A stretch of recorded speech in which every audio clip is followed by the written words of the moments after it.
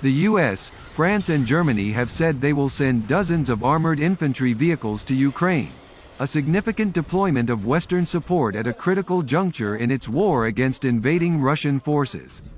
President Biden said Thursday that the US would provide Bradley fighting vehicles, a tracked vehicle that resembles a tank but with a smaller gun, fulfilling months of requests from Kyiv.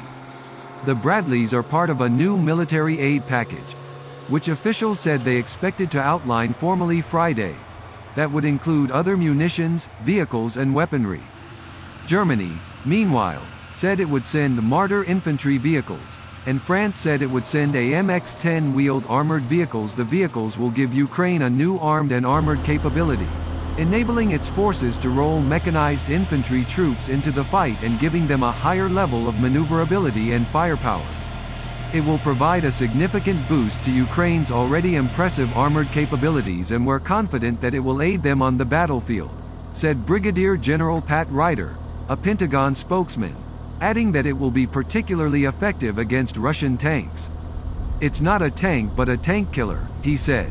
General Ryder declined to give details on the types of Bradleys that would be provided, how long it would take to furnish them or the time that would be needed to train Ukrainians on the vehicles. Germany's Chancellor Olaf Scholz decided to send the Marder vehicles as well as one battery of the Patriot missile defense system following a conversation Thursday with Mr. Biden, a German government spokesman said. Ukraine needs an array of equipment to reconstitute after heavy losses in recent months and to arm itself for coming offensives. The West's decision to provide the vehicles isn't necessarily a major inflection point, but another turn of security assistance with more and better equipment, said Michael Kaufman, the research director for Russian studies at CNA, a think tank.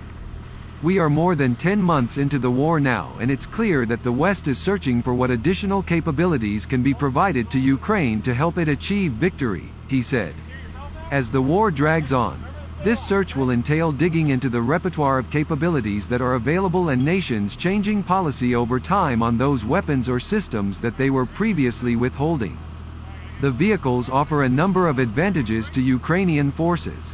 As with wheeled Australian Bushmasters and Turkish Kirpi mine-resistant armored personnel vehicles that have already been sent, they can transport infantry near front lines in relative safety, giving Ukrainian troops more mobility and impunity than they otherwise would have.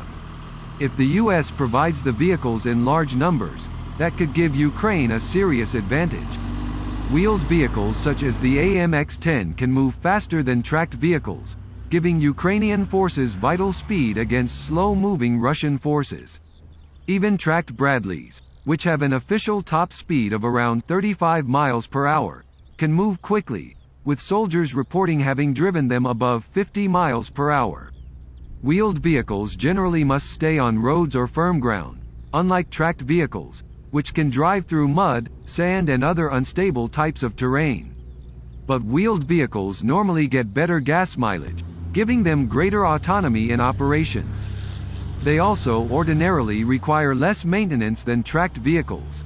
While AMX-10s and Bradleys don't have cannons as tanks do, they carry guns that can be lethal. The AMX-10 is referred to as a tank killer, because it fires shells almost as large as those of a tank that can pierce tank armor. Bradleys carry tow missiles that can destroy most tanks. Both vehicles have better passive and active protection, targeting equipment and secondary guns than almost any Russian tank or comparable vehicle. Poland gave Ukraine more than 240 modernized Soviet-type tanks early in the war. Now, Poland is considering a request from Ukraine to donate its German-made Leopard main battle tanks, a senior Polish diplomat said. They are for real considering giving anything just to help Ukraine, said a Czech official closely involved in helping ship Western arms into Ukraine, who confirmed that request. The Leopards are much more heavily armored, and more protected against anti-tank weapons, than the vehicles France, Germany, and the US have so far offered.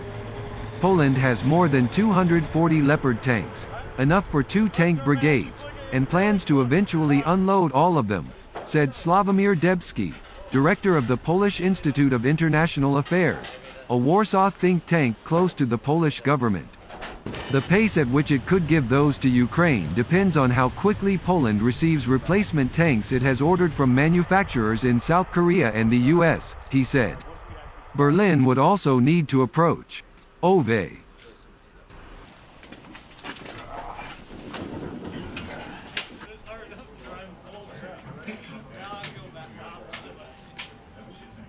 lang steht. Du hast gesagt, er steht.